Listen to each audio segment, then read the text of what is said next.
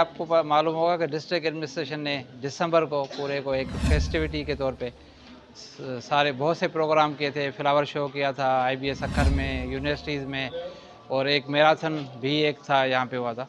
तो फिर 29 तारीख को फिर SRSO को कहा गया था कि जी आप, क्योंकि हमारी कम्युनिटी में भी रूरल एरियाज़ में हम ज़्यादा काम करते हैं, तो उस सारे काम को शोकेस भी करना था और थोड़ी इंटरटेनमेंट के हिसाब से भी, कि सखर में इंटरटेनमेंट आपको पता है बहुत कम होती है, तो उसको भी इनकरेज कर रहे हैं। हमने काफ़ी लोगों को कहा है, कुछ लोग आपने देखा कि आए भी हैं, तो टेबलोज पेश किए जाएंगे, कुछ रात को म्यूज़िक भी है और थोड़ी हेल्दी एक्टिविटीज़ भी हैं, और गवर्नमेंट और SRSO की कुछ स्टोरीज़ भी होंगी, वो चलेंगी। तो ओवरऑल ये हमने एक गवर्नमेंट लोकल एडमिनिस्ट्रेशन या डिस्ट्रिक्ट एडमिनिस्ट्रेशन के कोलैबोरेशन से ये एक प्रोग्राम कर रहे हैं।